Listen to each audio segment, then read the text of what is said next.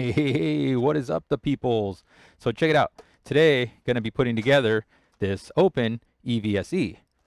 I can already hear some of you asking, like, what's a EVSE?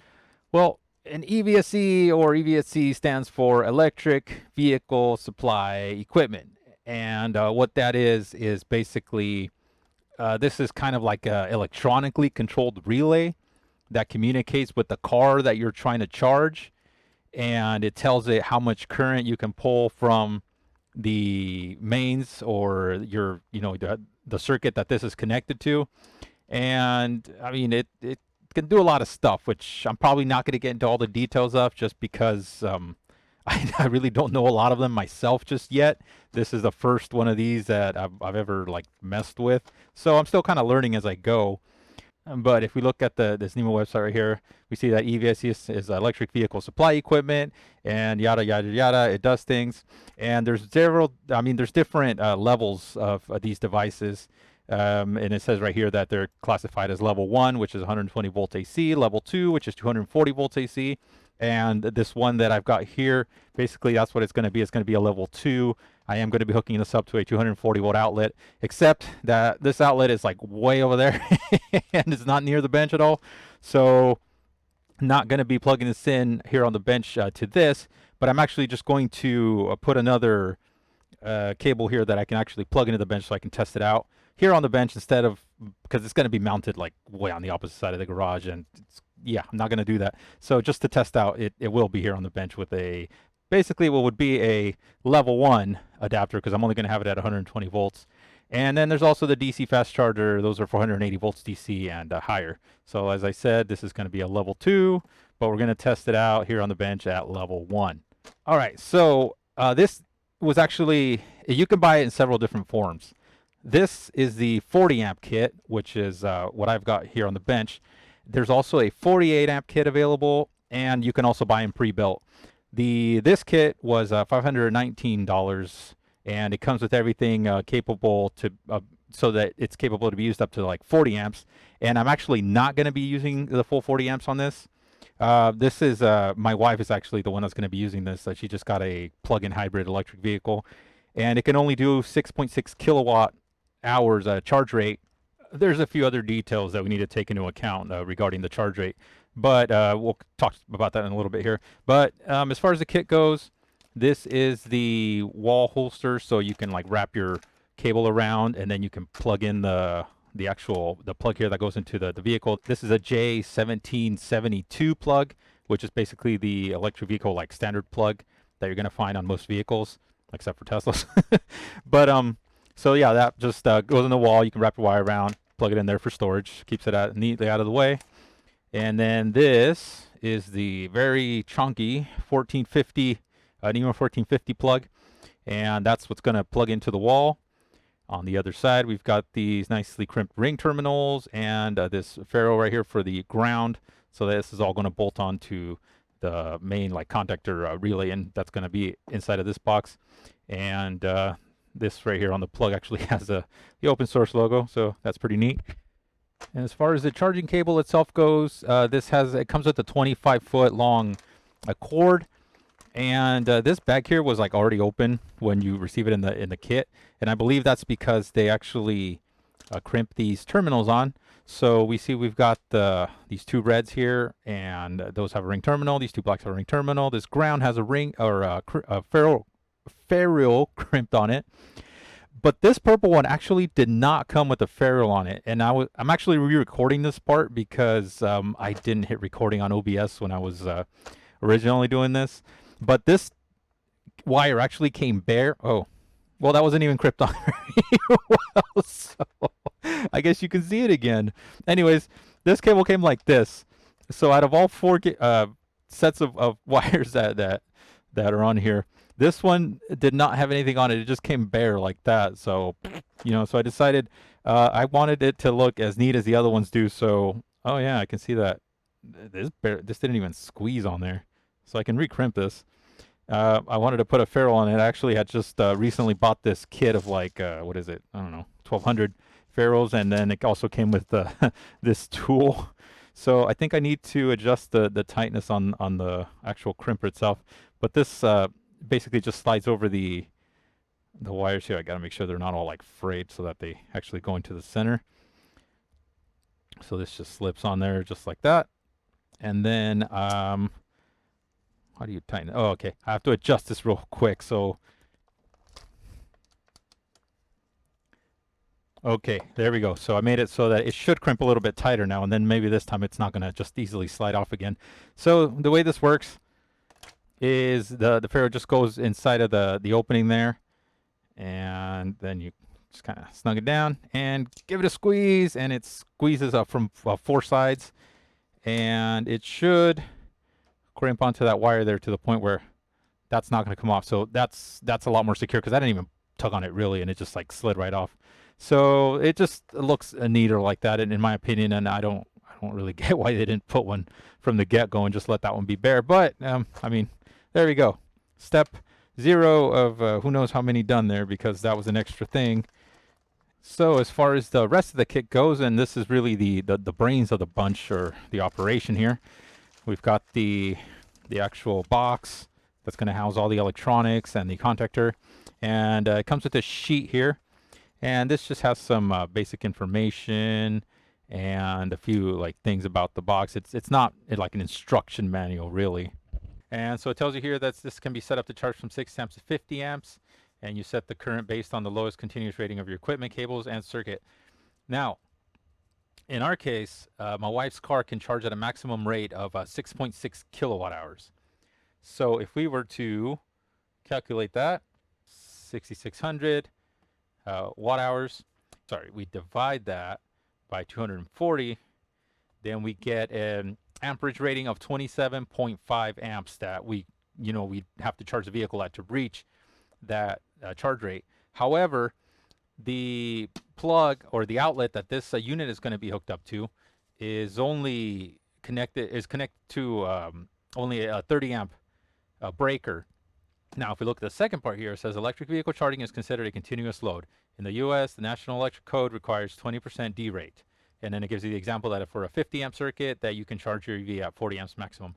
So we don't need to use the full 40 amps. And this is the whole reason why we went with this unit, because a 48 amp unit was it costs more, and it's useless to us because we can't use that much. But anyways, so if we were to recalculate this, so we're going to take the 30 amps and we're going to derate that by 20%. So that means we would have to multiply by 0.8. We see that we could charge at a maximum rate of 24 amps. So if we were to take those 24 amps and we times that by the 240 volts, we can see that we could charge at a maximum rate of 5.76 kilowatt hours, which is still better than what we have now, because the EVSE that actually came with our car is only rated at 100. It's only a level 1 120 volt EVSE, and it's only capable of delivering 12 amps.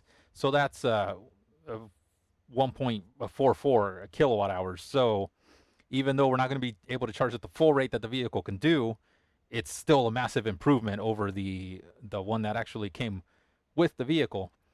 And the battery inside the car it's only like an 18.1 kilowatt hour battery, so it should be able to charge like fairly quickly from completely dead at the rate that we'll be able to do here. But my wife pretty much just uses it to drive back and forth from work. So the whole time that she's had the car, I mean, we just recently got it, but she hasn't added gas up like once, because we barely even touched like gas usage on it. So we're pretty happy about that. But anyways, let's continue looking at what else is on here. It's got information on how you're supposed to mount it, and then different status. The color display, because the LCD actually has like an RGB LED built in. So depending on like the status of the device, the LCD is going to change colors. Tells you how to connect it to Wi-Fi support. There's actual guides online. We're going to take a look at those here in a bit. And return. And then like a few other things here on how to set the charging current timers, sessions, and stuff. So this is all stuff that I'm going to deal with like once I actually have the thing built. So that's that there. Now let's take a look inside of here. This is where all the interesting bits are. So first of all, here's the cover.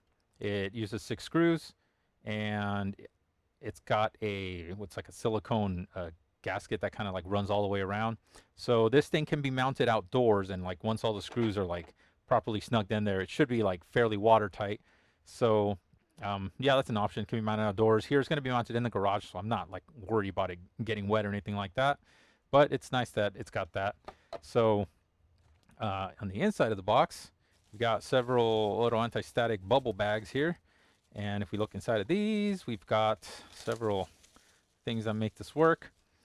This right here is a temperature sensor, and it's actually, it looks like, I mean, it's got the Adafruit logo on it, so I'm assuming you can just buy this on Adafruit.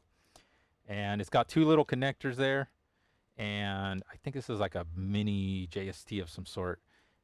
So that it's got two, and I have a feeling that this is probably like a pass-through, so you can probably like connect multiple devices on a SPI bus right there, because you really only need the four wires, one for ground, one for power, and then like a clock and data. So I think that's why this has two. So it probably doesn't matter which one you hook it up to.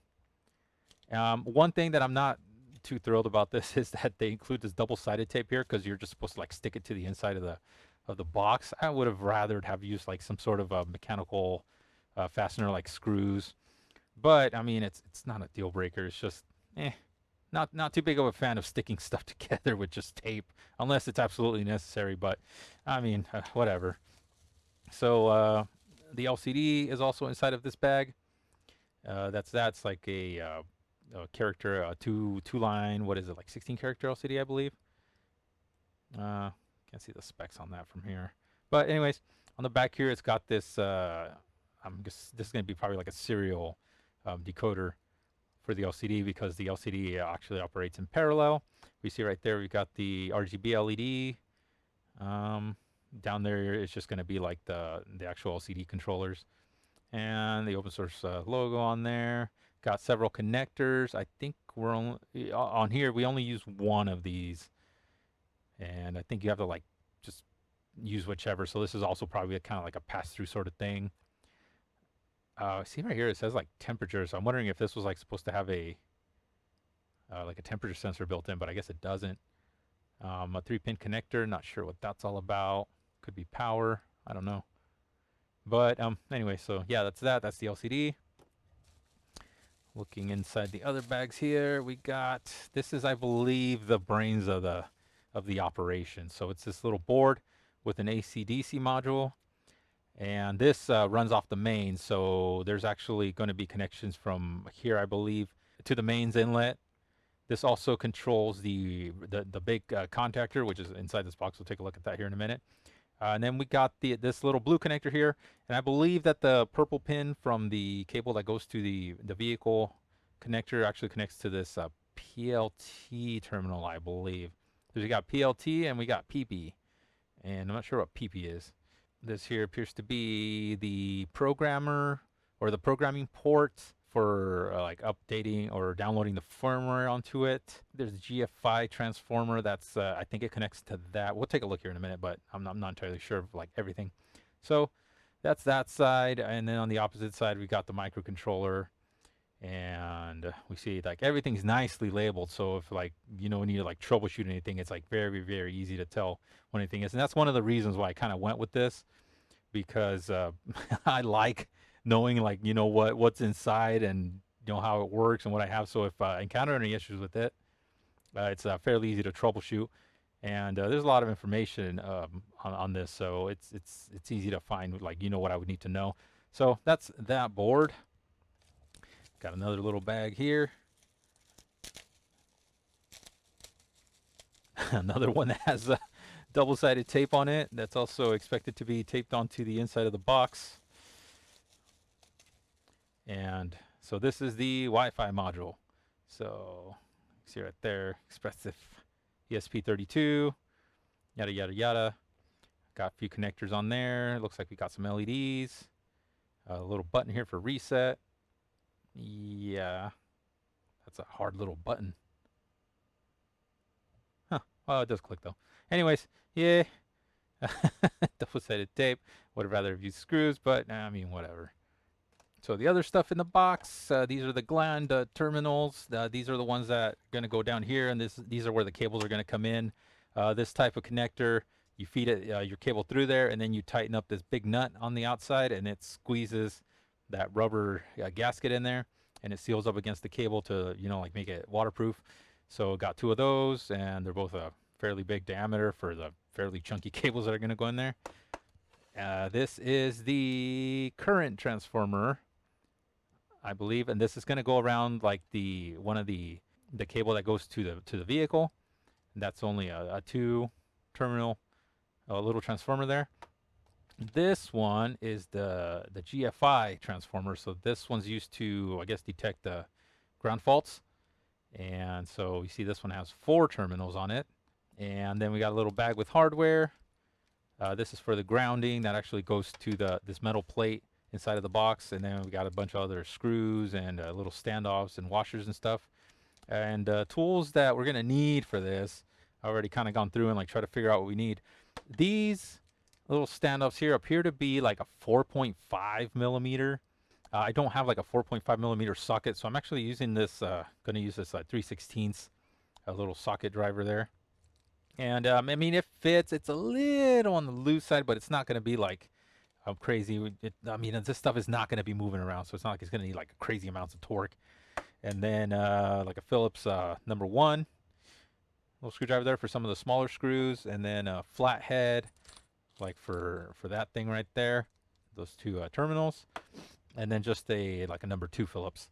So that should be all the tools I need, I believe. So that's the hardware. Got all the little connector, little harnesses here. They go to various things. So not like a ton of stuff, but yeah, it's all there. And the screws for the actual the case. So those are going to go with the lid. So I'll just set those aside. This is the Struthers Dunn. I guess that's the model number, 12-volt coil, or the part number right there. T506011ED, and this is basically just a really chunky contactor, and this is what cuts power or allows power through from the mains to the vehicle. So we see we only have 2 terminals there, and that thing there would just pull down and make contact across those. So this would be the input right there. This would be our output. And then we've got the 2 terminals for activating the coil. And this right here, I guess it just has depending on the model number, it just has like the different wiring configurations. So, I mean, this is going to be pretty straightforward, so we don't really even need this. And the only other thing left inside of the box is this, it's like an aluminum plate that everything is going to bolt onto that goes inside the box. All right, so I'm going to start putting this thing together now. And we see right here, if we go to this website, this guides.openevse.com, and we go to the website, that's what we've got. And we're going to be going down here to charging stations because that's what we're going to be putting together. And current Open is a V5.5, OpenEVSE Advanced and Value. So we're going to click on that. And then it just tells you some basic information over here. It's just got moderate difficulty, 11 steps according to this guide, anywhere from 30 minutes to 2 hours. Yada, yada, yada. I don't know what this flags thing is. Featured guide. This guide has been found to be exceptional cool by the site staff. I hadn't even seen this before. User contributed guide. This guide is not managed by the site staff. So I guess somebody put this guide together, and they are using it on the website. So if we scroll down here, we got our first step. Some warnings right here, some notes, and always disconnect power, blah, blah, blah. So just a few little cautionary things there. And connection diagram. So this here is basically how the entire system is going to work. We can click on that, but unfortunately this picture is kind of blurry. And we can see where stuff is going, so it's not like a deal breaker or anything. We see we got like 2 wires coming here that go to like this side of the contactor, and then we got the input right here. So that's all going to be like on the one harness that we saw that was inside this bag. That's going to be this big one here. So we might as well just open this up because, I mean, we're going to need these parts. All right, so that's that bit of harness there, and that's going to be that one. So Of course, all the other ones, are just also little harnesses too. So we see we're going to use this terminal here. We're going to use that terminal there, or those little terminal blocks on like that board. This one here is going to be the one that goes to the LCD. And then we got the one that's going to go to the Wi-Fi module. And we see we're going to use that connector there. So not everything that's available on all these boards is going to be used. And then we've got the rest of the wiring here. That's that purple wire I was talking about. So yeah, it goes to the one that's called labeled PLT. Unfortunately, if I zoom into this, it's not much clearer. So, and if I could kind of, come on, yeah, there we go. It's a little more centered. So yeah, we see like what goes where. It's all pretty straightforward. So should not be all of that difficult. Scroll down a bit. All right, so mounting plate. We see we got 3 different steps here. So our first step is to position the plate with the 4 holes for the OpenEVSE controller on the top left. So that appears to be those little hex standoffs that we were looking at in the bag. Those are held in by screws from the opposite side. So this is the right orientation here. So if it's going to go on these 4 right there. So if I flip this over, we're going to stick the screws in from this side, put those little standoffs on that side. So I'm going to open up the hardware bag now. All right, I got all the hardware right here in this little Roche Ferrero little box lid that I happen to have sitting around. So that's going to be the 4 standoffs right there. And the screws that are going to go to that are these, or it should be these. It should be like 8 of these, I believe. So that's 4. We got 5, 6, 7, 8. So yeah. All right. So those are going to go in from the opposite side. I'm going to go ahead and just stick all 4 of those in. Then I can just hold one at a time. Just sort of like bottom them out. Okay, so that's those on there, but I have not tightened them down yet. I'm just going to take the number 1 screwdriver here and the little socket driver, and I'm just going to give them a bit of a snug down. Like I said, this is not mounted anywhere where it's going to be like shaking like crazy or anything. So just, I believe, snug enough should be fine for these. Now, the instructions do say, it says as a tip to use blue Loctite on each screw to ensure it remains tight. I don't think I have any. All right, you know what, the peoples, while you guys weren't looking, I went out and bought me a new pack of blue thread locker. So we're just going to do this right the first time because I don't want to have to redo this later on. So I'm going to go ahead and take all these back out. I already kind of loosened these up a bit. And I can just do one of these at a time.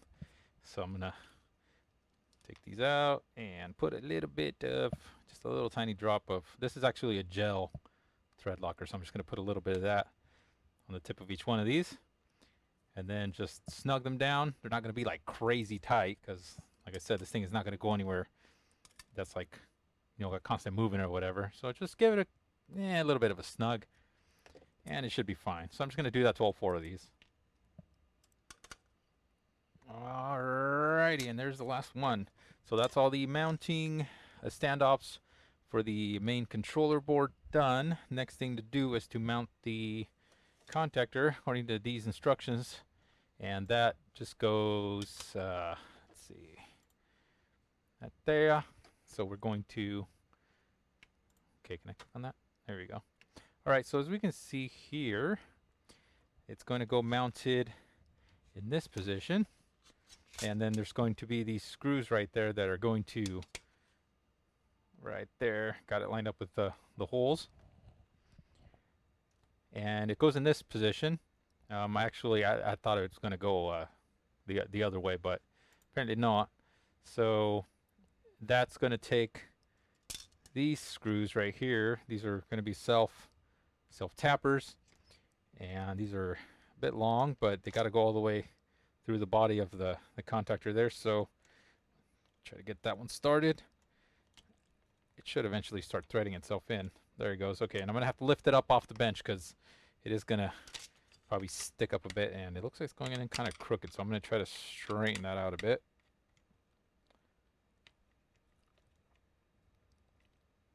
All right, it's a little better. It's a little tight, but it is cutting through that aluminum fairly easily.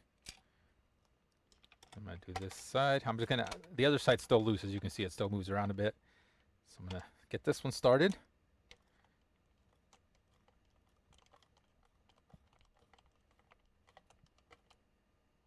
All right, that's pretty tight. I'm not even going to bother putting any Loctite on those.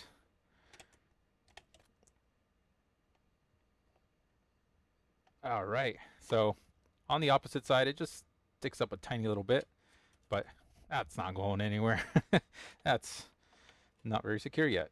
Okay, so I guess I need to tighten it down a little bit more. Yeah, the fact that those holes are so small, the screw needs to get in there and cut the threads in. It's getting there, still a little loose.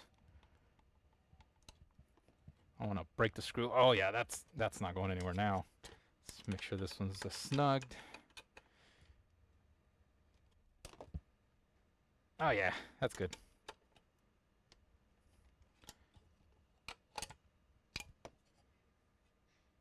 Okay, so that's secure. That's not moving at all. And now down here, that's going to be this grounding block. Now, if we notice here on this picture, that screw like goes inside of a hole that's on the grounding block, and it just tightens it down to the metal plate.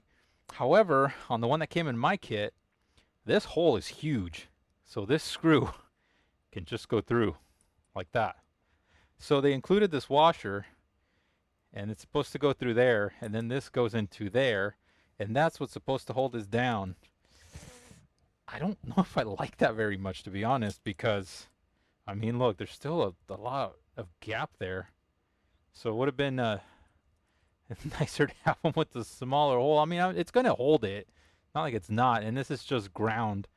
So as long as it's making some contact to that, it should be fine. And then we got the ground that comes from the, well, it's the ground that comes from the mains, and then the ground that goes out to the J17 72 plug are going to both connect to here. So it's, I don't really like it, but I guess we're just going to have to do it like that.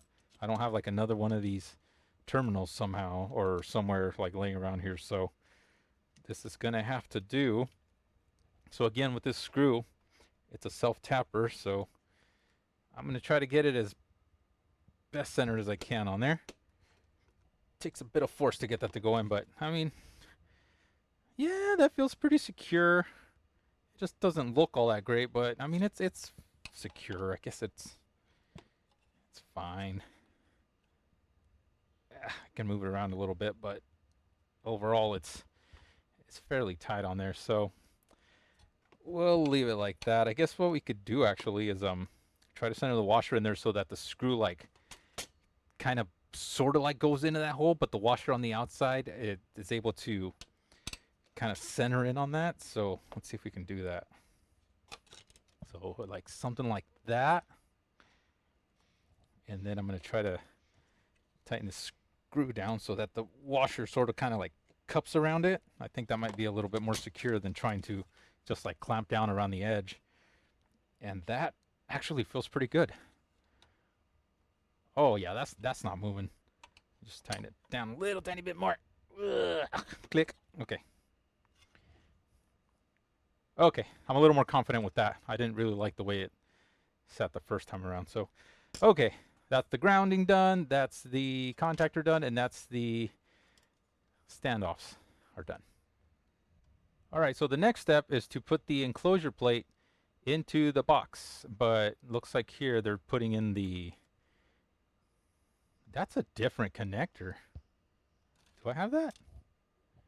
Oh, we do have that.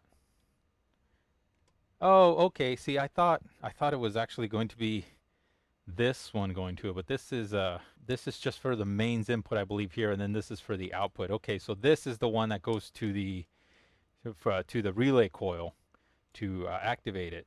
So that's the next thing to go on, and as we can see here, we got the red one going to the top terminal there, and we got the black one swinging all the way around and onto that bottom terminal. So those are just held on with two Phillips screws. So swing this around like that.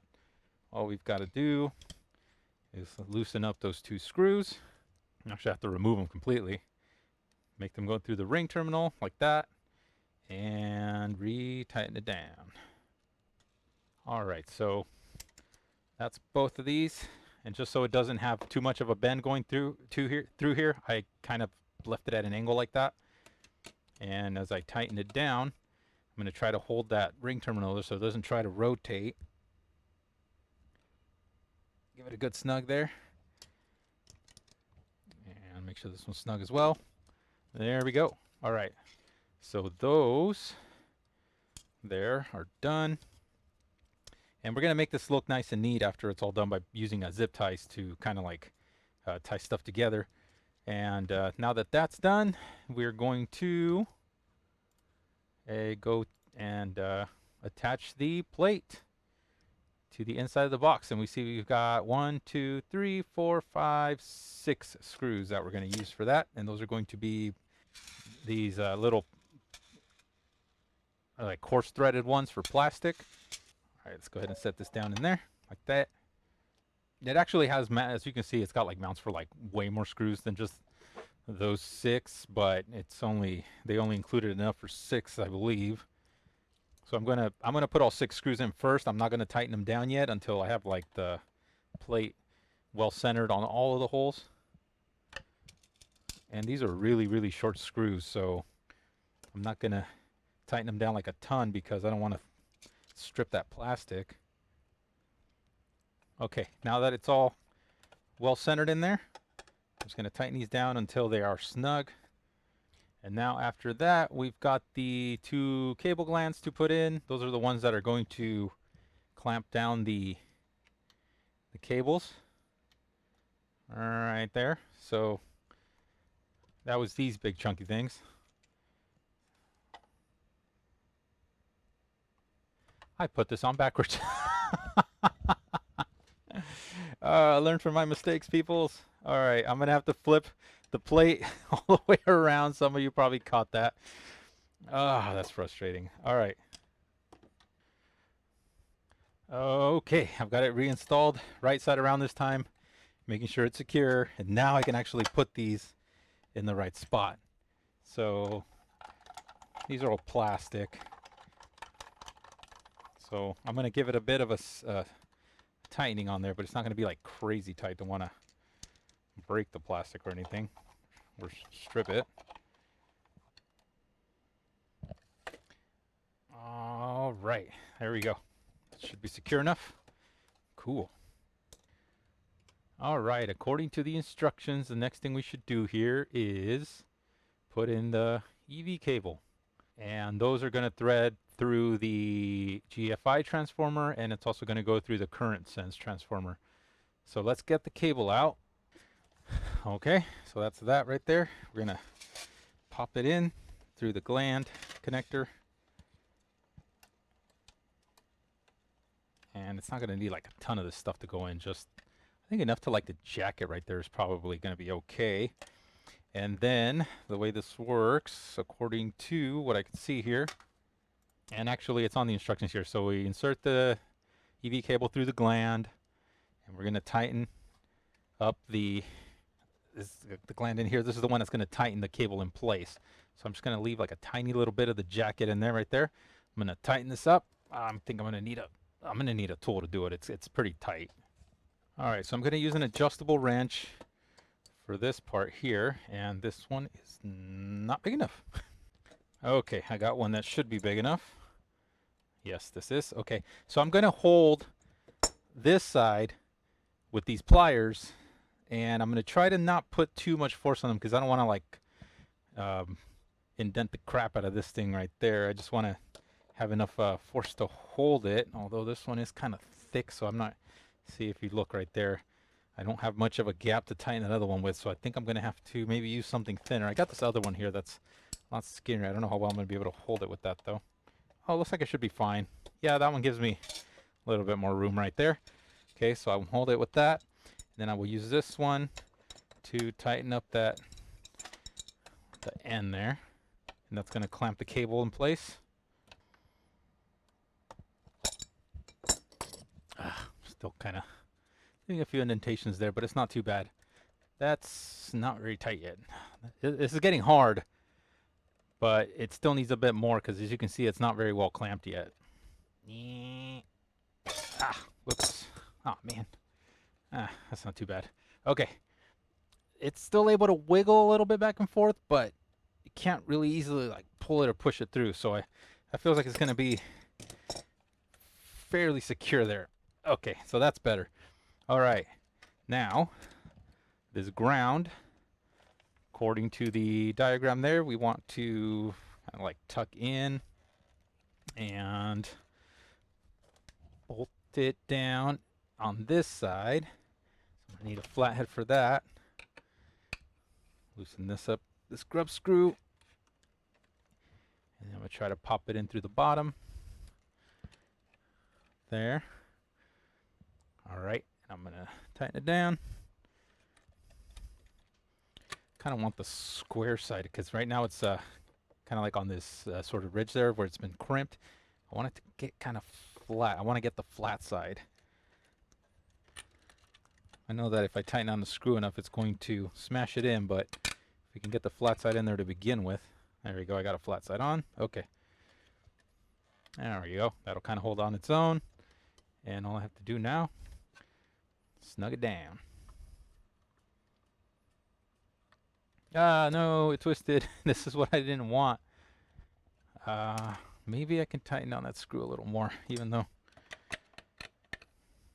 I'm not a fan of that. All right, tighten that one down a little more. Okay. Okay, so this ground terminal, secure. I'm going to tuck this ground off here to the side so that it doesn't interfere with anything. Okay.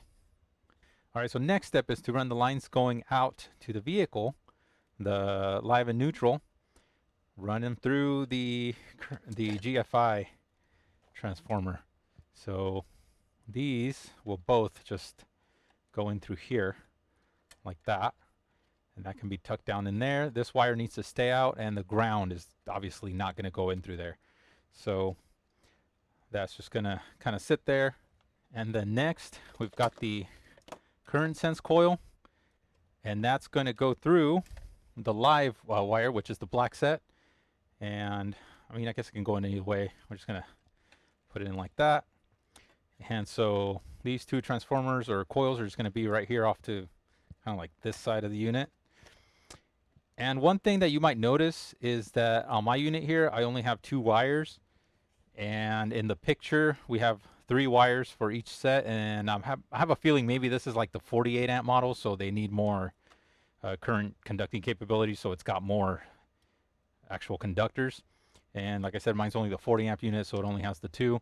So I think that's the difference that we see there. Okay, so as far as the EV cable instruction set here goes, we've done all these things, inserted it through the cable gland, connected the ground, I did the GFI coil and the current sense coil. So that's all done. Next thing to do is we're going to connect the 2 ring terminals from the EV cord to the contactor, but we're also going to be doing this output going back to the controller board, and that's going to be part of the other harness. So there's 2 screws that we're going to have to undo from the contactor, those 2 right there, and one of those is going to connect to here, and as well as one wire from this set here, and then the other one's going to go to the other side, and it's going to go to the other ring terminal of this little bit of harness. So got to remove those screws. And obviously the long one is going to be the one that's going to have to reach further down. So I'm actually going to insert that one first. So I'm going to put the screw through that. Then I'm going to put it through the black one here. And all this stuff on this corner is getting kind of tight there. So I'm going to have to sort of tuck stuff in. They're fairly thick cables, so they're kind of stiff. So, all right. Here we go. I got it threaded. And it's going. Okay, so that's one of them. The other one, same thing. Undo the screw and run them through the ring terminals. And this one's a little bit easier just because there's not like a bunch of stuff over on this side. All this stuff right here I'll probably zip tie together, so keep it kind of neat, like that, so it keeps everything sort of out of the way of the contacts here, so like we don't accidentally have a wire that's gonna like go in there or something and it's gonna prevent contact or melt or something. So it's just as a little safety. Okay, so with step 5 done, I'm going to, there's no more wiring going down into this area. This is pretty much it for that. So I'm going to start zip tying these to keep them tidy. Trim the rest of this like so. Cool. Okay, that keeps this area nice and clean. Got no risk of something going in there between the contacts. All good. Okay, now step 6 is going to require these to be screwed down onto the input side of the contactor. I'm actually going to skip this step for now just because I do want to test this on the bench, and I'm going to be putting another cord with just like a regular 120 plug on it. So I'm going to leave these disconnected for now, and I'm just jumping straight to step number 7, which is installation of the actual controller module. And we can see that right here, step number 7. And it warns you that it is static sensitive, because these probably are, it's got CMOS components and stuff on it. So we're just going to handle it by the edges. And this actually is slightly different than what we have on hand. It's showing us it's got 2 wires going here to those terminals, but we don't have this on my board. If we take a look at it, see that's it's different.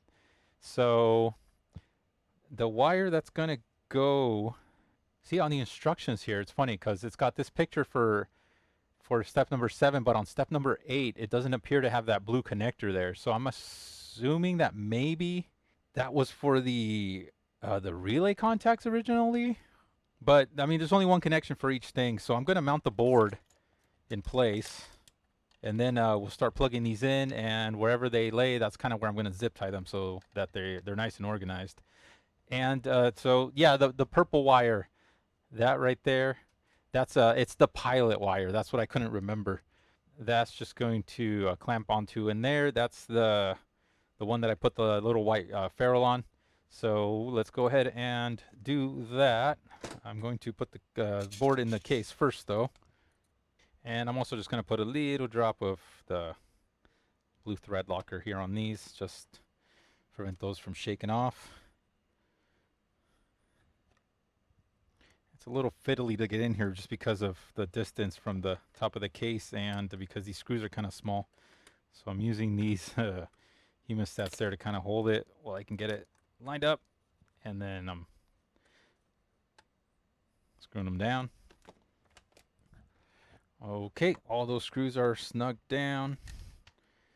Now let's go ahead and start connecting these according to, well, we're going to do that pilot wire. So that's going to go to that PLT connector. And that's that one right there. And you can use a little flathead or like the number 1 Phillips that I got here. And snug that down. That's secure right there, and it looks a lot neater with that ferrule on it. And these are pretty self-explanatory. I mean, you can look at the instructions and like see where like everything goes, but I mean it's like one connector per thing, so it's pretty obvious where everything goes. So this one, for example, just goes right there, and I mean it even says relay, so couldn't be any more obvious. This one goes in this direction with the clip facing this side, and that just right there. And we got the purple one in, the pilot, and then this is a 2-terminal one. That's obviously just going to go right there because it's the only 2-terminal connector. And looks pretty good. This one swings around, and looks like I got these kind of twisted there. Don't get it twisted. Just going to route these wires kind of over here off to the side. So that way I'm going to zip tie all these together. And then this just plugs in to that set. And those are going to go right here. This side over here looks pretty clean. And these are pretty much just like double-sided. They have the same connector on each side, so they can go pretty much either way, as you can tell. So one of them, this one is the one for the display. Was it? Yeah. So that's the display one going to go in there. The Wi-Fi one goes in here. So now on to step 9, and that is the Wi-Fi module, which it wants us to double-sided tape up to this side of the box, which would be the top side. And I mean, obviously that would make sense. We don't want to put it somewhere down below where it's gonna, you know, have like too much shielding or interference or something. So before I do that though, I am gonna clean the inside right there of the box with some alcohol, just so that we get maximum sticture from the double-sided tape. Spraying a little bit of IPA on this paper towel. I'm just gonna wipe the inside material there just to remove any grease or something that may be there from me touching it, or dust from just kind of sitting around, even though it's been in a bag. But I just like to make things clean so that they stick well. Okay, we're going to take the Wi-Fi module and pull the protective liner off.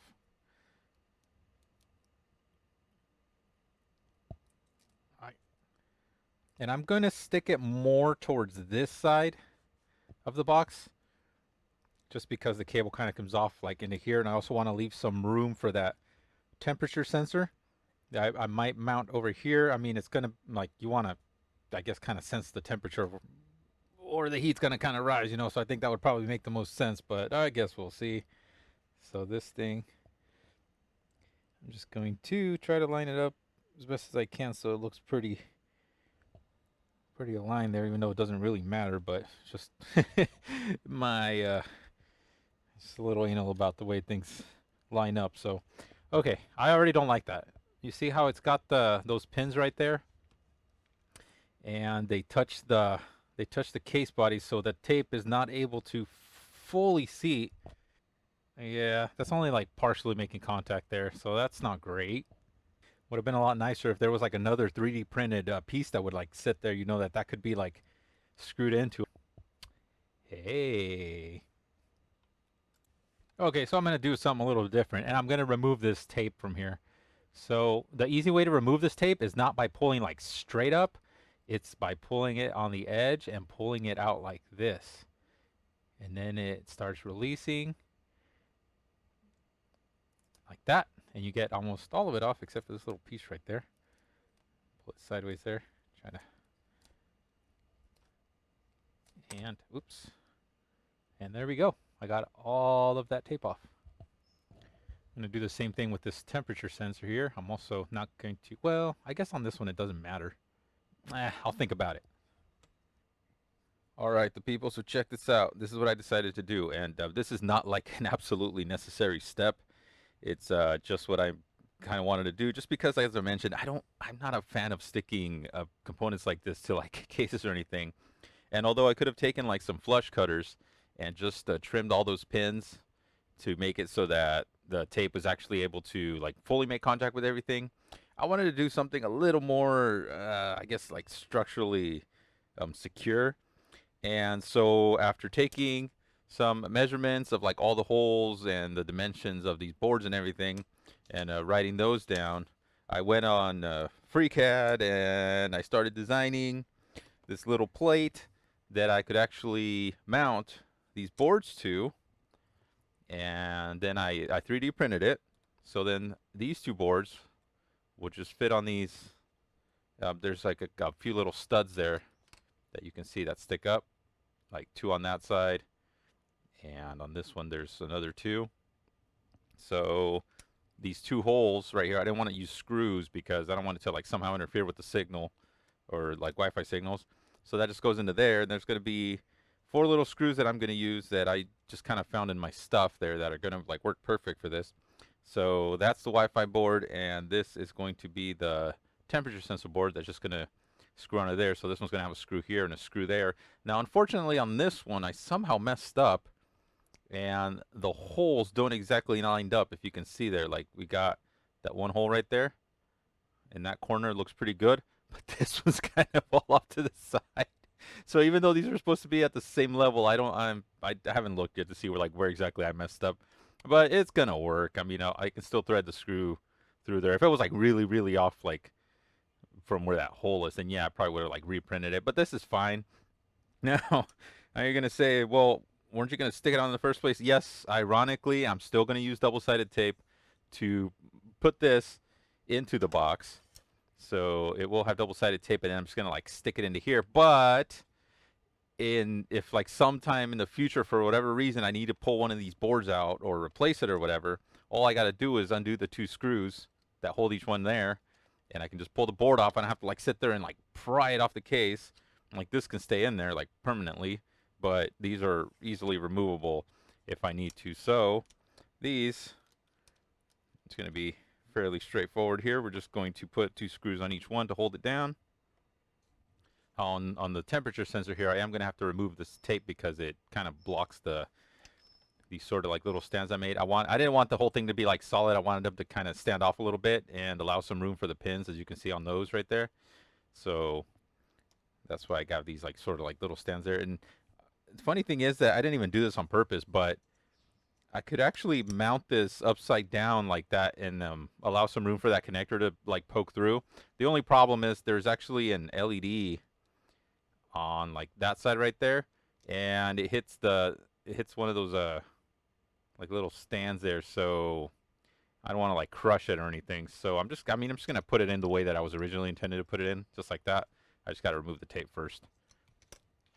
Now this is the tape that I'm going to be using in the back. It's also 3M tape, so I'm going to put like a piece that maybe like goes along right here, and then like another piece right there.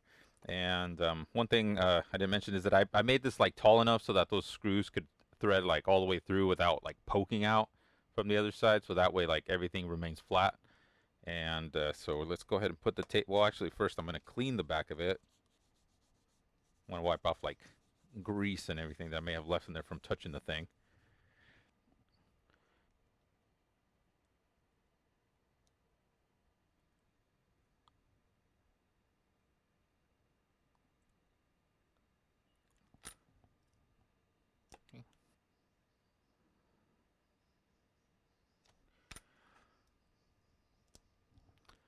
All right, that's tape applied. Now we got to do is stick it to the inside of the box. All right, we're just going to give the inside of the wipe box again. We're going to give the inside of the box a wipe again. It's actually the next day. It's the morning of the next day. I finished printing that thing like last night. So, all right, make sure this is all like properly tacked down, and let's remove the protective liner.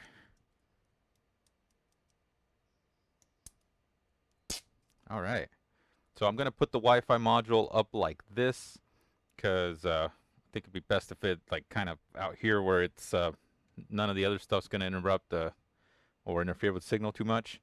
And I'll put the temperature sensor down like there because obviously heat's going to rise, and I'm assuming that's probably going to be one of the better positions. If I had to, I could like cut this apart and put the sensor like elsewhere. So I kind of left that gap there on purpose. I didn't want to like put them too close together. So let's go ahead and stick this in there. I'm going to try to line it up as best as I can with like the lines in here so it doesn't look all wonky. And I do have to make sure that I kind of go like below this little lip right here. I'll show you in a sec what it looks like, but I'm just going to kind of just gently tack it on there. You see that? How it's got like that lip? That's because the case actually sort of like straddles this like extrusion like that runs along the case, and that's how it seals. So I'm just trying to make sure that I get it a little bit below that level, and that feels like it's stuck on pretty well. So I think that looks a lot better. So, and that still kind of gives them some access to remove these screws if I need to like pull the plate out, even though I'd probably have to like do it from the back and remove like these clamp connectors or something. But that's going to be secure. So then this cable Plugs into here, and I completely forgot which step we were on. I'm gonna have to go check. All right, so technically we were on step 9. So now we've got that mounted and connected. Let's mount the LCD to the front of the case, and that's just going to go here. So it's got this protective liner to protect the actual glass there. Just gonna peel that off and trying not to get like a bunch of dust around or anything. Make sure the inside of this is clean. Shoot, I got some stuff in there. Let's go ahead and clean that real quick. Actually, is that on the outside?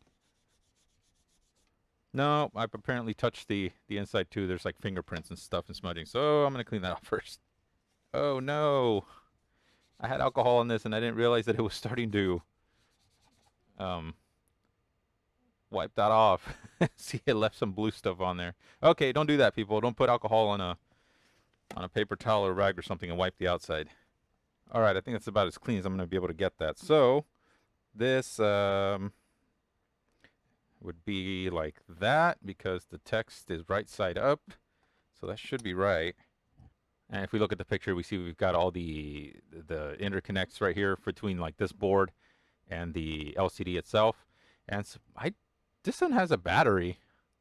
Mine doesn't have that. I don't know what exactly it's for, but it's got some other chip on there. I can't really tell what the number's supposed to be on the picture there. But as we see, we also have the 2 connectors here. So it's pretty much like a pass-through. And I think I kept saying like it's a SPI bus, but I think it's I2C that it's using. So that's that. Let's go ahead and screw this in. So we're going to use 4 more of the screws that we had left over. And we actually have 5, so I guess I got an extra one. Woohoo! Wow, this feels pretty tight. It's like, yeah, these screws are a little bigger than the diameter of the holes on the board there. So it's going to take a little work to get them to go in. And it's probably going to strip off some of that plating inside of the hole. But unlike my little mount, these screw holes line up pretty well, so that's good. Okay, that's the LCD mounted. You can see it from the outside. That's cool. I think there's supposed to be like a touch button that you can put like right here, but this kit doesn't come with it. And speaking of stuff the kit doesn't come with, it also doesn't come with like zip ties or anything, so I'm actually like supplying my own. That's all pretty secure. Don't have to worry about cables like flopping all over the place. This one here is going to plug into the back of the LCD as well as this one. So both of these plug into the LCD. Let's see how well this fits in here. So, oh yeah. So if we do it like this, this will definitely reach.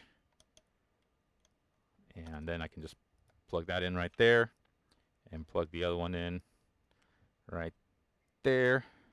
Just like that. So all these cables can stay neat and out of the way of other things. Just like that. All right, so that's pretty much fully assembled except for the power cable. So now let's go ahead and we're going to, well, I'm going to put the other cable in there so we can power it up and see if it works. Hopefully it does. I don't think I screwed anything up. I mean, it's not like there's a whole lot of crazy stuff going on in here. It's all pretty much just plug and play.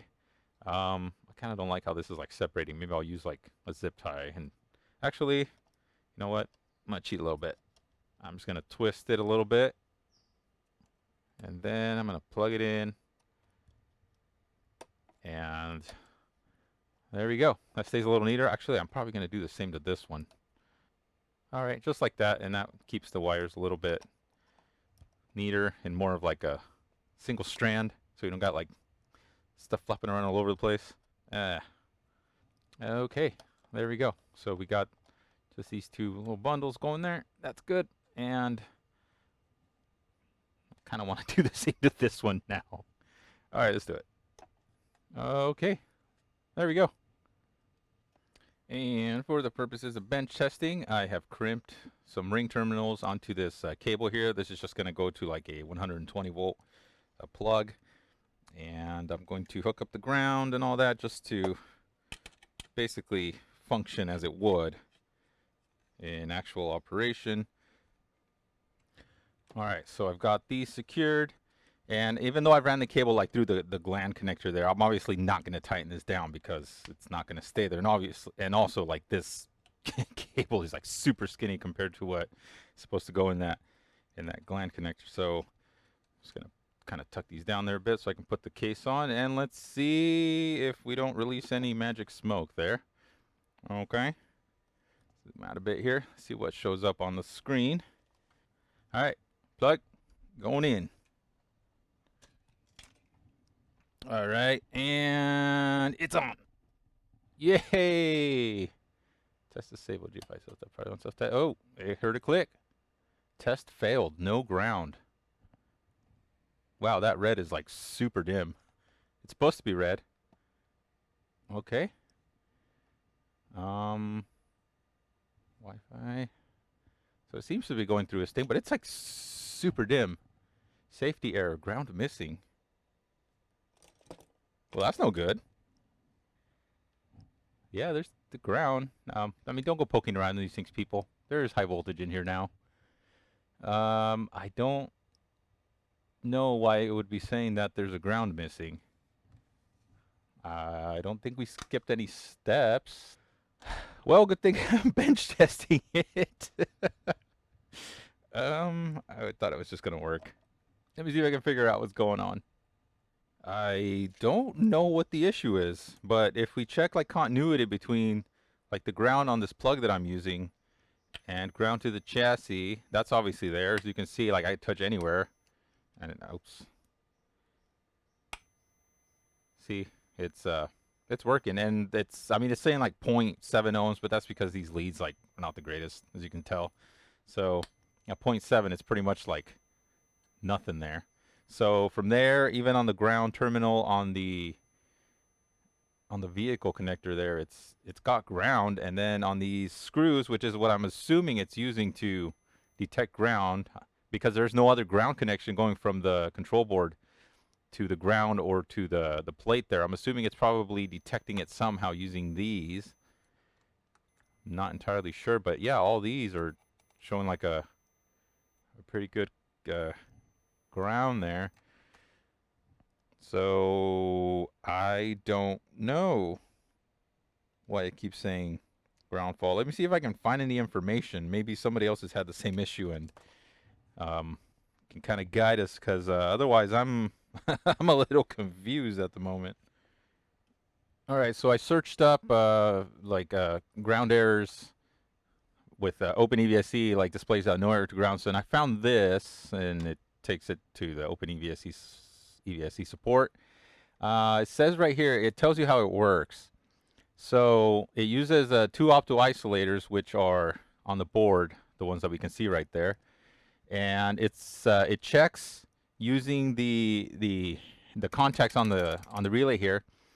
It temporarily applies, and you can hear when it clicks on when you first plug it in. It like clicks on for like a fraction of a second, and so what it does is it's supposed to use these orange lines to detect presence of AC voltage. And right now it's unplugged, so don't be worried about me touching it here. Like it's powered off. I can touch it. So what it's doing is it detects the presence of voltage on each of the hotlines here. And the way I have it right now, obviously, is like one is neutral, the other one's hot. But as long as one of them is high and the other one is low, logic, with the opto isolators there, then it can tell if it's like a level 2 or if it's a level 1 or if it's got a bad ground. So the opto isolators here, looks like they're connected to ground. So one of the pins, which is pin 3 on each of these opto isolators, should be going to ground. So I'm going to test that, and then these orange ones go through a 22K resistor on the board, which is going to be like those two right there. And when it detects like an AC signal there or a voltage there, then that's how it knows whether or not like these are connected to AC or not. So let's check pin 3 of each one of those to ground and see if we have continuity. So there's two different types of opto isolators here. On this top one there, pin 3 is going to be that one. And I can put one of the probes there. And I'll touch the other one to ground. And there is ground. On this one here, pin 3 would be that one. And that has ground also. So we can check to see if we have continuity between these and like that pin on that resistor there. Actually, if we measured it to there, we should be able to see like 22K. So let's scoot this over. All right, like that. I'm going to check it from these two terminals to one side of each of those resistors and see if we have the 22K that's supposed to be going to the opto isolators. Actually, I'm going to test it at the opto isolator. So looks like pin 1 of each of these opto isolators is where that resistor is going to. So I'm going to touch pin 1 right there. And actually, I think it's not going to work because I got to take this off of. Yeah, there we go. So let's go to pin 2. Uh-oh. There's nothing there. Oh, I could also be checked. Yeah, there's two of them to check. So let's go ahead and check the other one. Okay, nothing there. Nothing there. Let's see what's going on if we connect. Man, who knew how to troubleshoot this thing? Oh, man. What? That's what happens when you build a kit. Sometimes you got to troubleshoot. But we are getting continuity from here to at least like I can see that there's like a trace going to that resistor there. So that's working. This one should be one of the pins on this resistor. It's not that side. It's that side. Okay. So let's check these resistors here. 325K ohms. Okay, I could look at the colors here. So it's orange, orange, yellow. So that should be about, yeah, about 33K ohm. Or I mean 330K ohm. So I should be seeing about 330K ohm, not 22 like it shows on the schematic, but that's not what I'm seeing here. So I'm wondering if the schematic here is for an older version or something. Okay, so I've gone through and checked continuity from all the pins of these two optos to the terminals on this side here, and at none of these pins do I ever get 330K ohm or thereabouts. So I'm going to pull this board out and see what the heck is going on down there, because that's really odd. I mean, I would have thought this would have been like, you know, tested before shipping or something. So I don't get it. So I'm just going to disconnect everything and pull the board out. Okay, well that explains it. There's diodes in series with the resistors and the optocouplers, so I was never going to be able to check continuity like that. So I mean, that seems like it's fine. So I don't see any issues there. I don't know. I'm kind of a bit lost at the moment here. And the opto isolators that are used on this board are not the ones that it says on the page here. It says that the OpenEVSE uses two MID 400 optical isolators, so they would be identical. However, on my unit here, they're not identical, as you can tell. Like this one doesn't have one of the pins there, and this one right here on the left is AQH 2223. And the one on the right is I don't know if it's 2205. No, that's probably the date. So it's a 2631 something. It doesn't have any other like prefix or anything. So I would have to look that up. But I mean, they seem installed properly. Like that one, you can see the marking pin 1's right there. On that one, marking of pin 1 is right there. You can see the mask there underneath. So they're installed properly. I would think everything would work just fine, but something's wrong. All right, the people. So I've been doing like a little bit of reverse engineering and kind of like analyzing how this thing works. Although there's really not a whole lot of reverse engineering to do, because the schematics for this thing are like, yeah, readily available. So that's not an issue. But just for the sake of simplicity here, I've actually sort of like drawn out like how this is supposed to work. At least like this side of the circuit where the two lines come in. Right now it's unplugged, so I'm not at risk of like getting shocked or anything. But the opto isolator that's used in this unit is it's got two opto isolators inside of this one package here. Turns out that this other one here is used to drive a relay out of those two other pins, and not exactly sure, but I believe that is in case the contactor here has like an AC coil instead of a 12 volt DC coil like this one does, that I guess it would connect to there instead of over on that side. But like I said, that's a guess, so I'm not entirely sure, but that's what it looks like it is. But there's something about the design on this side that's got me questioning things a little bit, but it's going to take a little bit of understanding of how that side works so we can see if my suspicions are right or not. But anyways, the way that this is supposed to work, and I've kind of drawn it out right here, is this is the basic schematic for the input. So we've got the pin number 2 and pin number 3 of that opto isolator both tied together. They both go to ground, which is the plate here, the ground that also goes to the input from mains. And sure enough, yes, it's using like these screws right there. If we look at the schematic, we see right here we've got two ground terminals, and those are those plated through holes that are on the board. So all the ground points on the board all connect together. So we double checked that we did have ground going to those two center pins there. So that's all correct. Where the two orange wires go in, like those, it goes through these 330 k ohm resistors. And some of you may already be coming to some conclusions here, but let's keep going just for the sake of trying to understand this better.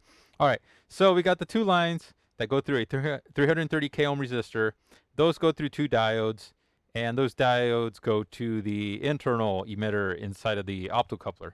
And then we have our two outputs here from the optocoupler, and from what I can see on like the board and from what I've also noticed on the schematic, it appears that those just go straight into the microcontroller, and there is no like pull-up resistors or anything like that. And that's kind of important because the way that this optocoupler works is that the pins that are supposed to be the outputs are open collector. There's a transistor on each of those outputs there, and that's connected directly to the collector of that transistor. So there's nothing that would, if this is operating at 5 volts or whatever, there's nothing here to like pull it at a like a logic 1 or 5 volts. The only thing these two outputs can do is pull down to ground. So when either one of these emitters like receives the correct voltage and current to light up and trigger the opposite side, then this transistor right here, the base goes positive, and this collector here gets pulled down to ground. And it's the same for both sides. Both sides are identical. So I'm assuming that the microcontroller is probably configured to have like internal pull-ups, because like I said in the schematic, there's like no physical pull-ups or anything like that. All right, so with knowing all that stuff, this is how it should operate under normal conditions. If we have our line 1 here being live coming in, and our line 2 being neutral, the way that I currently have it configured now. So I got this black line here, that's the live coming from the mains, and this white one here is neutral coming from mains, and it's because I have it on a 120 volt outlet right now. The way this should work is as the voltage is rising and going negative here, the 120, we're going to assume that the relay is on because the microcontroller is testing to see if there is a ground path, and it's testing for ground. So it's doing that. On the opposite side of the diode that we're going to say like right here, and the diode I guess is not entirely, I mean the whole thing here would basically be like one diode. So it's I'm not sure why they went with the diode there. Seems a little redundant, but maybe there's a little bit of a safety thing for the internal emitter of the opto. But anyways, so this is going to make it so that we only get the positive peaks of current coming in. And on the opto isolator, the output, which would be like say out 1 here, what we would expect to see when the relay is on is we would expect to see voltage of 0 because the transistor is pulling down to ground when the voltage coming in is positive going. And then when the voltage is negative going, because the diodes are going to block the current flowing in the other direction, it's not going to light up inside, then the output would get pulled high by either a pull-up resistor if it had one, or the internal pull-ups of the microcontroller. So we would expect to see a high output, basically getting pulled to 5 volts there. And as the voltage starts going positive again, we're going positive, so it would start conducting. The internal emitter would light up once again.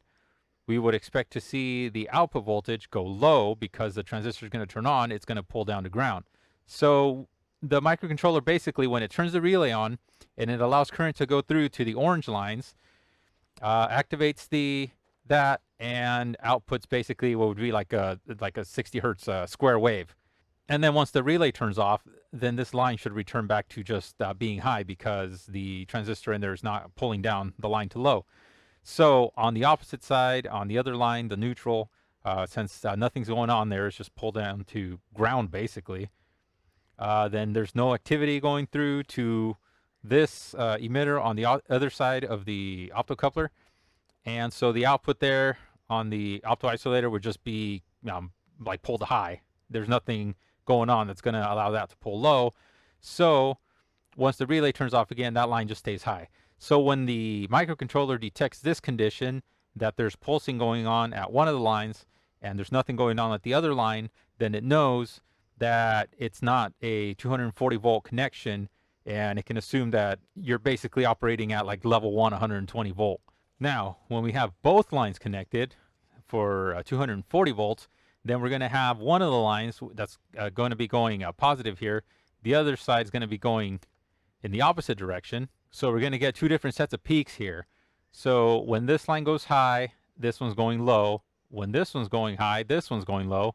So they're kind of like alternating, obviously. So we're going to get a positive peak here, but this one's not going to give us anything. We're going to get a positive peak here, but then this side's not going to give us anything. They're just going to alternate like that, from alternating current. So after the diodes, well, both of these diodes and the emitter, basically what's going to happen on the opposite side of the opto-isolator going to the microcontroller is we're going to get an alternating signal like that. So we're going to have an output on each of those lines going to the microcontroller. And so the microcontroller knows that there's a phase connected to each one of those inputs. And because this is grounded and that's operating, then it knows that ground is working properly. But it also knows that it can set the operating mode to level 2. And then once the relay turns off, once again, it's going to return to that condition. All right, so now that we know all that, what does it take to get these internal emitters to operate? Here under recommended operating conditions, we can see that the input current for a high level, minimum of 6.3, maximum of 15 milliamps. And then this has this little asterisk there for this little blurb down here that says that 6.3 milliamp is a guard banded value which allows for at least 20% CTR degradation. Initial input current threshold value is 5 milliamps or less. So we're going to want to operate this somewhere like in that range, not to exceed that, and probably not go any lower than 6.3 to make sure that it's operating properly. Now, if you scroll down a little further for the emitter, it says right here, input forward voltage at 10 milliamp. We can maybe do a maximum of like 1.8 volts. Typical here, 1.4 volt, maximum 1.75. So we're going to keep this value in mind and these values in mind, and I'm going to just kind of pick 10. It's kind of in between. So we would want that diode to operate at about 10 milliamps with this forward voltage. Now, one quick little thing here that I noticed. On the schematics, it says HCPL 2731. That may not be a typo because there is an HCPL 2731 and I actually have the datasheet for it right here. It's a fairly identical unit. It just appears that the output stage here is a little bit different. Instead of having what the other one looked like, it had maybe like a little amplifier. This one's got like the photodiode, and then it's got like a Darlington like arrangement right here for this output. So I would think maybe this one has like higher gain or something, but I mean, other than that, they seem to operate pretty similarly. So I don't know why there's a difference. And I have a 2631 and the schematics say 2731. So I hope I'm not making things here confusing because I mean I'm trying to think about it as I go, and I hope I'm not like confusing people even more. But one quick thing we're gonna do here, we said that the forward voltage of these emitters inside the optocoupler, uh, we're going to have a forward voltage of 1.4 volts and a current of, we're gonna go with 10. So, and that was 10 milliamps. All right. So a quick sort of calculation that I use to figure out like what sort of resistor to use for like an LED is to like take the voltage that you're going to be operating it at. For example, let's say we've got a 12 volt supply, and then what we want to do is we want to subtract the forward voltage of the diode, which is in this case it would be the 1.4. So we'd say the 12 volts minus the 1.4 volts, and that's just going to give us 10.6.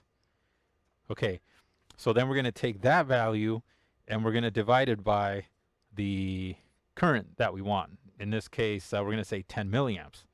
So we divide that by 0.010, we're going to say, so that would be 10 milliamps. And that's going to give us a value of 1060. So that would be our resistance. So the closest resistor that we would have to that would be like a 1K. So that's an example for like, say, a 12 volt supply. However, we're actually dealing with 120 volts AC. But when you rectify 120 volts AC, you don't actually get 120 volts AC like DC output. It's this is like the RMS value. The actual peak value you're going to get is about 170 volts. And let's also remember that on the board, there's actually a diode before the optocoupler. So that's according to the schematics, that's just a 1N 4004 diode.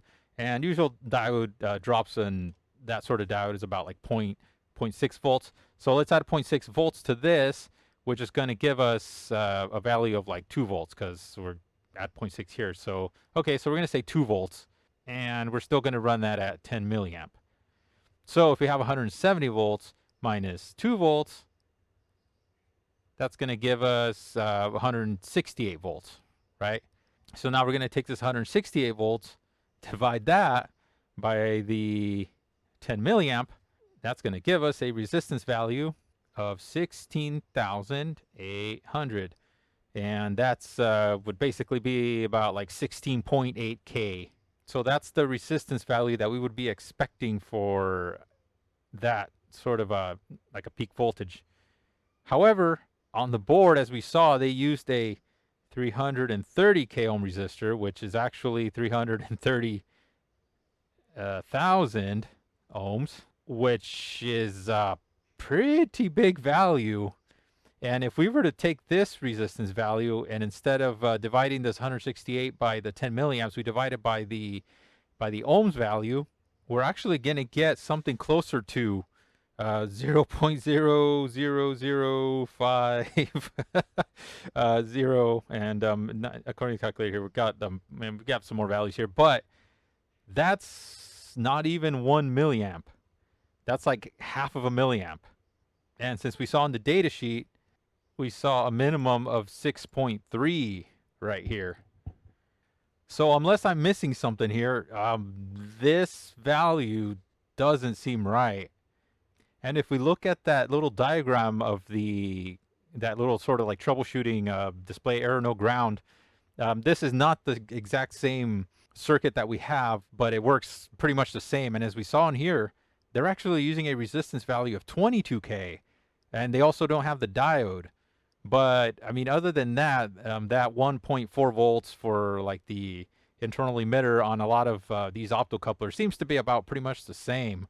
Even then, if we were to calculate what we just calculated using 22K ohms instead, then we're actually going to get something higher than that. That's going to be about 7. Here, 6.3. We're just going to leave it at that. So we're going to get actually about 7 milliamps, which is a lot higher than the half of a milliamp that we have using a 330k ohm resistor. And I'm not even accounting for the diode in this calculation. This is just for that other diagram with just the resistor and the opto couplers. So, I mean, that seems right. That seems okay. This seems way too high. So I don't know if this is some sort of a design flaw or something. And like I said, unless I'm missing something here, it doesn't quite seem right. Okay, so let's do a little bit of probing.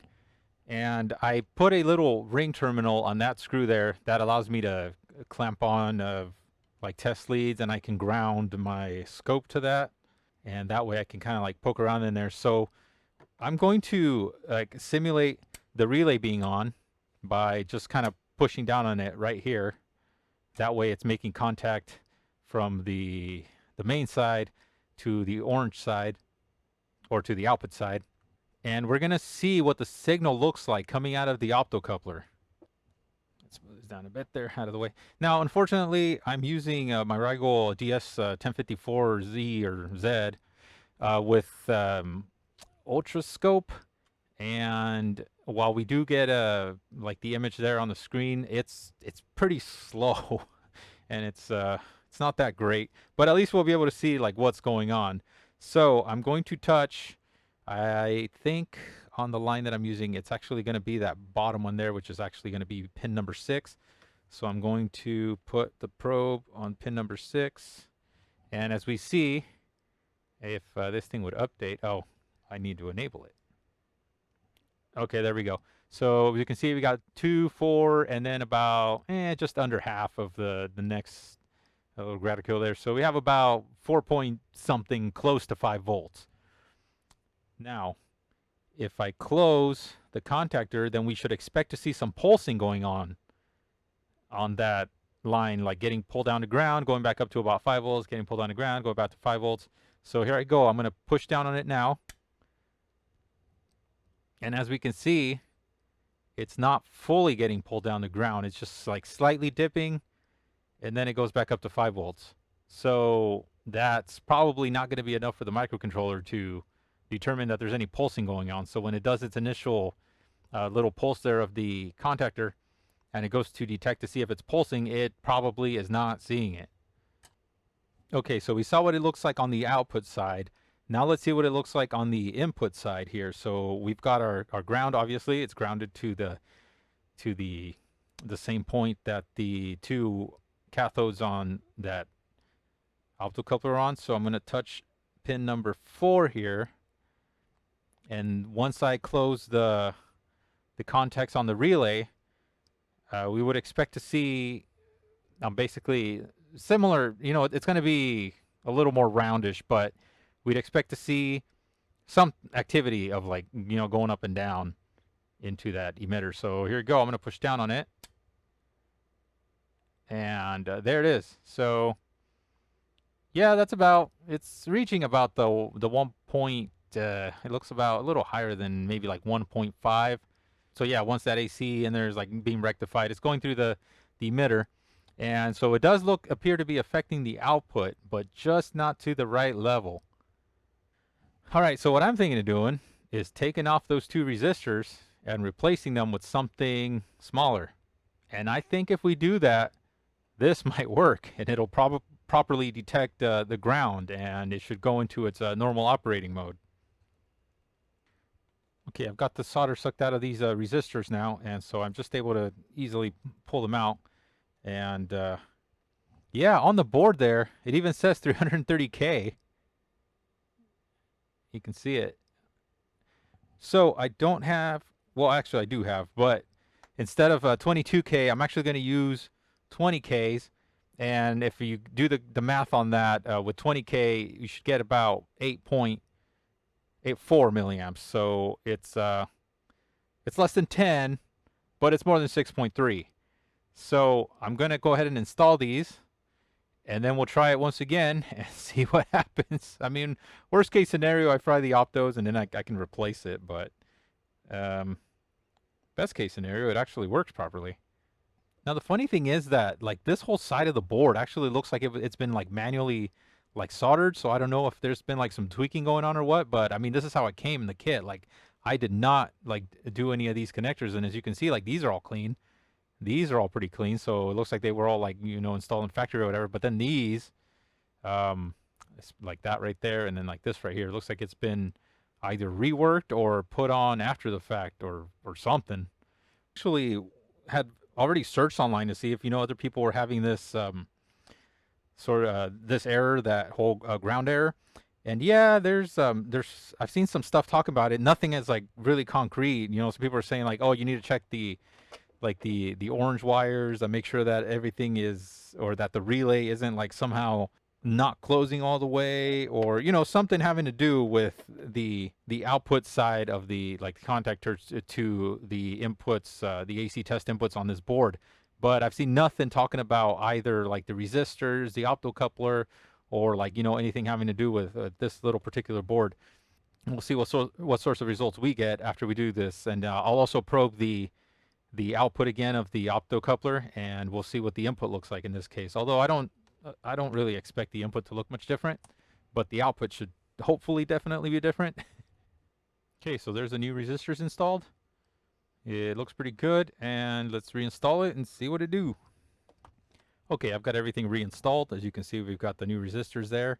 The only thing I don't have plugged in is this cable going to the temperature sensor. I've left it disconnected from the display, only because it's kind of short, and I want to be able to have a little bit more room to maneuver the case out here, and I don't want it to get yanked out. So I've left that ring terminal there so we can probe it, and I've got everything else plugged in. Everything looks good. And before I even try probing it, though, let's just turn it on and see what it does. Hopefully nothing goes up in smoke. But like I said, if anything's going to be affected, it should only be the optocoupler, since it's all isolated from the rest of the microcontroller there. But I don't expect it to, so here we go. I'm plugging it in now. Oh, and hey, check that out. It knows that it's a line one, and it's set to 12 amps. Wow. Frickin' resistors are the problem. Like I said, I don't get why they would have used such high value resistors, but look in here, nothing's going up in smoke. Oh, and another thing that it can actually do, I don't know if it's going to work right now, but it can detect that oh, here there's zero. See, we don't have the temperature sensor connected. But anyways, the other thing that it can use that optocoupler for is to detect if the relay's stuck on. Because as we saw, if it's on, it's going to be producing pulses on that side. So if the microcontroller is not activated in the relay, it knows that it shouldn't be on, but it detects something on those outputs, then it knows that there's still current going through the relay. And so it can give you an alert that the relay is stuck on. So let's see if we can actually trigger that. I'm going to just kind of pull this off here to the side. I'm going to push down on the contacts, and that should simulate a stuck relay. And the screen turned red. And let's see if it says anything about status. It might not say it on here. Maybe it's it'll do it like in the actual like web. Yeah, I don't think it's going to show it on here. I think it does it on, you're able to see it like on the little web page that you can log into and all that. But it did turn red, so let's see what happens once I release it. Yeah, no, I think I triggered a fault condition because of that, and it's probably needs to be like cleared in the like little web portal or something, but it did turn red. We saw that. Let's yeah, now this time let's we're just going to leave it like that right now. This is not really going to affect any of the rest of the testing I'm going to do. So I'm going to connect this to the ground again, and let's see what the signal actually looks like now coming out of that pin, that same pin. And I keep using the wrong hand here. I'm wearing a glove on this one just because I know that I'm going to be like close to the mains here. So here I go. So we see right now it's sitting at just under 5 volts, and once I touch this one down, we should see pulsing on that pin. There it is. That's exactly what I would have expected to see. So now it's definitely working properly. And you can see that if I actually touch the other pin, the one that's going to the neutral line, there's nothing going on there. That one should be at 5 volts the whole time. So see 5 volts there? Once I press down on this, yep, it doesn't change. So exactly what we would expect to see. Now let's see what the emitter side looks like here. We're going to touch the anode side on that bottom one, like that. And I'm going to push down on it again. Yep, it's about the same voltage, but now the current should be high enough that it's actually able to trigger the output. And as we saw, we are getting some triggering at the output. And I'm going to plug it in again, and it should still be working fine, but this time maybe it'll give us like a temperature reading. Let's see. Here we go. It's plugged in. Oh, and this GFI self-test disable thing, it's because you have to manually enable it. It's not enabled by default. So if you don't have like the GFI transformer in there, then it just doesn't try to read it and everything. So it passed. And there we go. After a few seconds, it finally got to this screen. It's reading 25.8 degrees C. Time is working. Whoa, we're in 1970. Well, that is, I'm going to leave it like that. I can go ahead and finish putting the other plug into the other gland, remove this 120 volt one that I've got in here right now. But, I mean, that's it. It's fully assembled. Got that part working, which you wouldn't expect to have to do on something that you paid $519 for, you know what I mean? It's a kit that's supposed to be all like plug and play, and it, I mean, should work right off the bat. But I ended up having to tweak this one. I'm assuming that other people that are getting the same error on boot up, it could be due to the same thing. And I mean, I did this with mine. It's I don't really know that how highly I would like say that I recommend somebody else like messing with this. It is pretty dangerous in here because, you know, like I said, you know, there are mains voltages and stuff. So if you don't really know what you're doing regarding some of this stuff, maybe, you know, be careful. Don't go poking around and risking like, you know, hurting yourself or whatever. But like I said, I'm going to go ahead and finish reassembling it. I'm going to install it where I'm going to install it, and I'll see how it does. But I don't anticipate having any issues with it. But anyways, yeah, let's go ahead and just put the actual plug that it's going to be using. All right, one more test before we actually finish putting it back together. Let's actually simulate a ground fault by removing the ground from this little terminal block there. And I'm just going to move it off to the side right here where it's not going to accidentally like short against the live or anything else inside the case. And let's plug it in, and we should get a ground fault condition on the display there. So here I go, and it's plugged in. Goes through its boot up. And there it goes. Test failed. No ground. So that's working just as it's supposed to.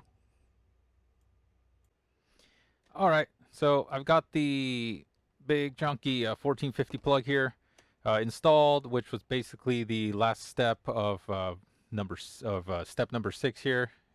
So that's all done. We got the ground connected. Everything here should be fine. We've tested it. We saw that now it's actually working properly. So the only thing left to do now is to put the cover back on and the front screws.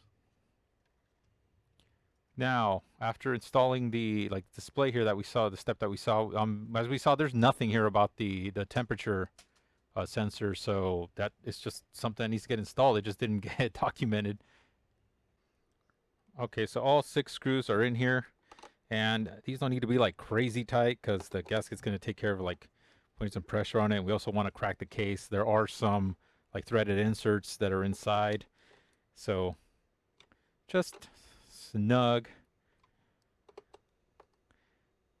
And it even says on the instruction there to tighten all 6 so the lid slightly squishes down slightly on the clear seal embedded into the lid. Do not over tighten. So like basically what I'm doing is like as soon as I feel like the screw kind of stop, I just give it a little bit more of a tightening there, and it's fine. So there it is, fully assembled. Lid's not rattling or anything. We got a little bit of squish on that gasket there. All done. Okay, so I've got it plugged in the wall, turned it on, and it automatically detected that it was working at level 2. And it turns out it was already set to, I guess by default, to 24 amps. And funny thing is that I hadn't really seen this chart right here. So like I said we're going to be using a 30 amp breaker, so we're going to set it to like 24 amps charging. So it's already by default set to that, so I don't need to change that. And then all this other stuff that you can do like in like the web interface. But getting it connected was fairly easy by following its instructions. The only thing I had an issue with was trying to reconnect it using this OpenEVSE.local in the browser. For some reason, it just did not want to do it. I had to go into my router and manually find out the IP. And then by typing the IP into the browser, then I was finally able to get in and change some. Really, the only thing I changed was to put in the administration username and password, and to enable developer mode, because if you don't enable developer mode, you can't change the GFI self-test. Everything else, there's like a display. You can change the LED brightness. You can make it a little brighter if you want to. I'm just going to leave it at default. Don't really worry about that. And there's a few other things you can do in here. I'm going to have to like play around with it, I guess. But I set the time, and it tells you up there like the temperature, like the current that it's charging at right now. And this is like a little status bar. So as you can see, EV not connected, so it's not connected right now. The car's actually not here as I'm recording this, so I can't connect it to test it out. But it seems like everything should be fine, and unless something odd comes up or I have some other problem with it, pretty much done for now. So we assembled it and we troubleshooted something that probably shouldn't have required troubleshooting. That's kind of how it goes with kits sometimes. And oh, speaking of, I guess some of you are wondering why I decided to go with this particular unit. Well, for one, I do like building kits, and this seemed kind of interesting to me. Two, I like the fact that you have like all the information about it available, like easy to access and all that stuff. Also, because even though there's other units that can do the same thing, I really wanted to integrate it with this Home Assistant Yellow that I also recently got. Unfortunately, this is the one that requires you to buy the Raspberry Pi, the Compute Module 4, so you can install it into the unit. It's not the one that comes with a pre-installed unit. And I had to wait like months for this thing to get like shipped out and delivered. But unfortunately, trying to get those little modules is a pain in the butt right now. And unless you're willing to pay scalper prices, which I'm not, or trying to get it from somewhere out of the country, yeah, it's difficult to get. Like none of the like authorized retailers have them. So yeah, that's this little thing right here. So I can't use this yet. So like slowly I'm just adding stuff to, like a Smartify our house, I guess. But this one is gonna have to wait sometime before I can integrate it. So oh well.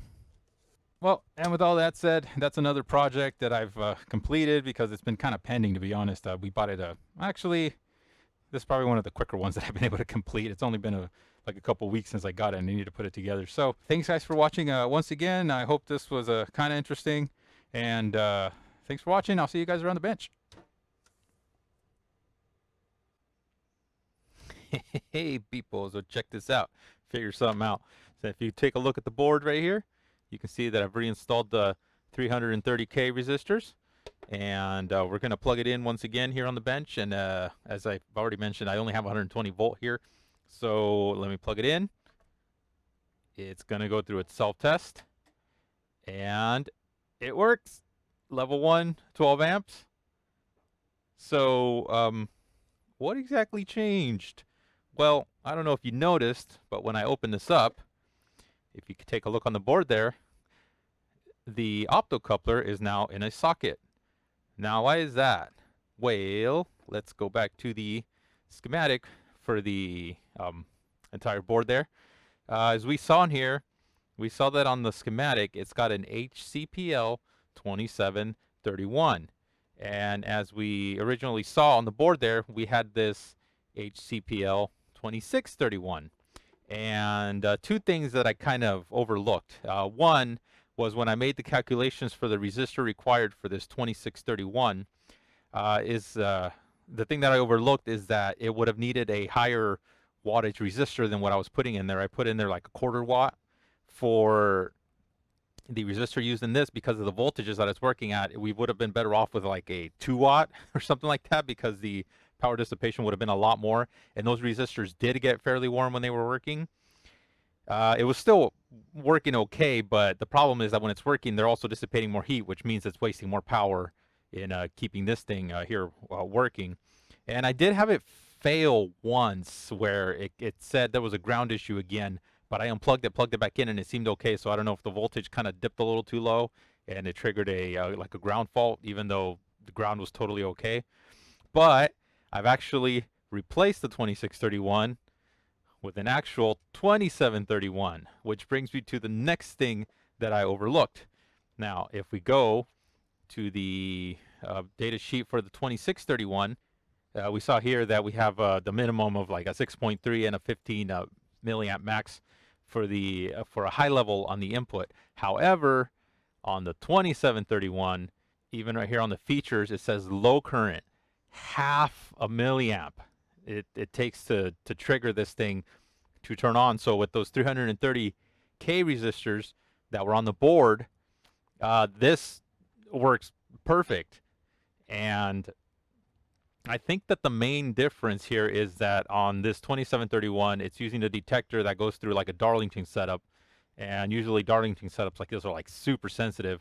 So it doesn't take very much to trigger the output on this one, whereas the 2631, the block diagram here, it shows it goes through like a separate little, I don't know if this is supposed to be like a little amplifier or just like a buffer, but it's obviously taking more current to be able to trigger this on so that it turns on this output transistor. And so that's the main difference, is that the 2631 versus the 2731, the 2731 is a lot more sensitive and doesn't require as much resistance, which also means that there's not going to be as much heat dissipated from those resistors, and therefore it's also less power wasted in keeping the optocoupler operating. Now, let me show you a little demo board that I put together here where we can actually compare the two optocouplers and see what they actually look like in operation. So here's the little demo board I got set up. So this is exactly as it would be in the diagram for one of the channels, and it's exactly as it is here, where we have ground on 5, pin number 5, we have 5 volts on pin number 8. I'm actually going to be testing off of pin number 6. I've got ground coming into pin number 3, and we have our line coming into pin number 4 by way of a resistor, the 330K resistor, and a 1N4004 diode. So exactly identical setup here. And just to keep some consistency, I've got green is my ground coming in, going to pin number 3. And this one here is going to be connected to live mains coming in from the wall. This is kind of dangerous again, so if you don't know what you're doing, don't be doing this kind of stuff. There's a possibility to get hurt with this here. So this one's going to attach to here when it's live. I'm just going to leave it off to the side here for now. And on the other side, I have 5 volts coming in from this line right here. Ground is this rail up here. That's going to also the oscilloscope, which I'm going to bring up on the screen in a minute. And then we have a resistor going to the 5 volt line, which is this rail. And that's getting pulled up because, as we saw on the diagram for the optocoupler, it's an open collector circuit here. So it's going to pull this down to ground when this side is triggered. And then we have ground going to pin number 5 on this side. And pin number 7 is going to be ignored because that's the second channel, which we are not going to be showing on here. But this is the original HCPL 2631 optocoupler. Okay, now I've got the scope up there in the top left corner. As we see, our scope probe here is pulled up to 5 volts at the moment. I've got 2 volts per division there, so you can see we got 1, 2, and about a half. It's a little under 5 volts, but it's pretty close. It's getting pulled up, so that's doing its job over on this side. Now I'm going to plug this into the wall here, and we have 120 volts on this alligator clip now. So as I attach this to the resistor, as if we were plugging in the OpenEVSE, we see that we get that really sort of a crappy pull down on the output over here, which is not great. And obviously this is why it has the ground fault because it's not pulling that line completely low and it just doesn't operate properly. So now I'm going to disconnect this and move it off to the side over here where I can keep it kind of safe. And I'm going to pull this optocoupler out and replace it with the 2731, which is what the schematics were calling for, with this value resistor. And now let's bring our live one over here again. And as I attach it to the input, bam, there it is. Perfect signal.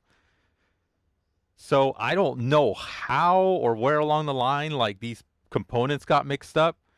But that's obviously the problem, is that this one requires more current to be able to trigger it, whereas this one, very, very, very low current to be able to get a good signal out of it. And so that's the issue. Now that it's got the proper part in there, it works perfect. And I'm actually recording this video like, I think it's actually been maybe like 2 months since I recorded that initial one. Or, I mean, the previous parts of, I mean, this is all going to be in the same video, but like, since I recorded all that stuff, it's been like a couple months already. But I replaced this and it's been working flawlessly, like perfect. Haven't had any issues at all. And I did have that one that I said when this one was still in place, that it gave me a ground fault like once. And that was like the only time that happened. But after that is when I had ordered these on DigiKey, because I thought I would just try it out. And like I said, I hadn't really noticed that section in the datasheet where it says that this one only requires half an amp. But yeah, it works perfect with the right part. And other than installing the optocoupler on a socket, I didn't really modify anything else on here. And you know, other than putting the original resistors back in, I did, however, move the temperature sensor from where I had mounted it on that little 3D printed standoff or carrier thing that I made. And I took it off and I put it on here because I totally didn't think about the fact that all the heat from in here would be rising in this direction. So all the heat would be accumulated here. And this little Wi-Fi board also produces its own heat, and it's like right next to it. So I thought it might be better if I just put it somewhere else, like, I don't know, maybe more like towards the center. And it is double-sided tape, which, like I said, I'm not a big fan of, but this is a tiny board. And it's right there where it's sort of like easily accessible.